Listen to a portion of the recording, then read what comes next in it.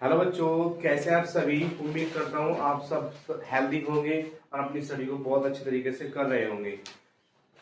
असल में मैं जो आज टॉपिक लेकर आया हूँ वो एक अलग ही है और रिलेट करता है आपकी डेली लाइफ से। आपने बरेली में हाल ही में एक केस सुना होगा कि एक बहुत तेज तूफान आया जिसमें एक आदमी जिनका नाम नन्हे था वो उड़कर चले गए 50 फीट ऊंचाई तक। उससे उसके बाद वो नीचे गिरे हैं, जिसकी वजह से उन्हें बहुत चोट आ गई बेचारों की। ठीक है, उनके लिए दुआ करेंगे। बट हम इस घटना के पीछे कौन सा फिजिक्स यूज हुआ है, क्या यूज हुआ है, हम उसको एक्सप्लेन करना चाह रहे हैं। ओके, जिसकी वजह से आपका बच्चों फिजिक्स का एनालिसिस आपके डेली लाइफ में हो जाएगा। बर्नौली प्रिंसिपल यानी कि प्रिंसिपल बिहाइंड दिस फेनोमिना, इसमें यूज हो, इस घटना के पीछे कौन सा प्रिंसिपल यूज हो रहा है उसका नाम है बर्नौली प्रिंसिपल।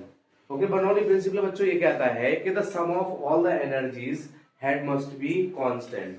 वो क्या होते हैं?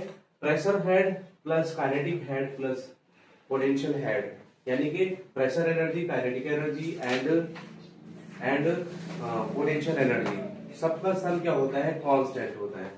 ओके, इसको अप्लाई करने की कोशिश करते हैं, देखेंगे क्या होता है।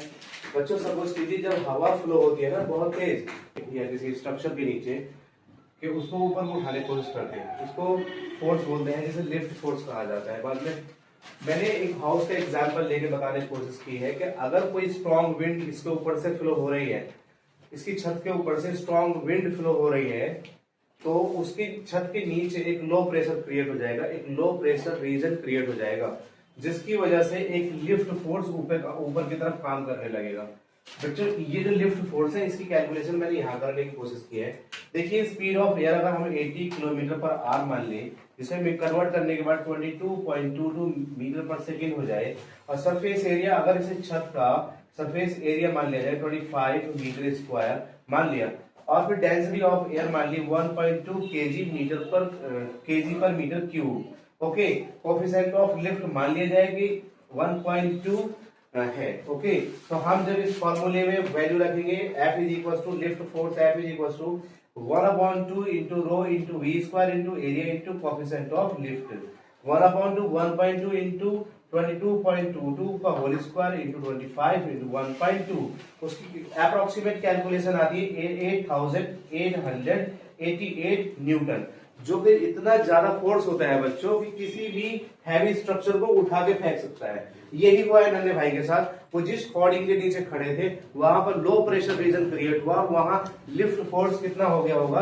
80 नियर बाय 8888 न्यूटन, जो बहुत ज्यादा था, और उन्हें उठा करके 50 फीट तक फेंक दिया। ओके, तो बच्चों कैसा रहा ये सेशन? इसमें थोड़ा सा एक बात और देख लीजिए, जब स्पीड ऑफ एयर बढ़ती है तो प्रेशर कम होता है, और जब स्पीड ऑफ एयर घटती है तो प्रेशर बढ़ता है। ओके, कैसा रहा ये सेशन आप जरूर बताएं कमेंट सेक्शन में, और इसका डेली लाइफ एक्सप्लेनेशन आपके फिजिक्स को स्ट्रॉन्ग करेगा। तो मेरे चैनल को सब्सक्राइब करें, कमेंट करें, शेयर करें। Okay, have a good day, thank you.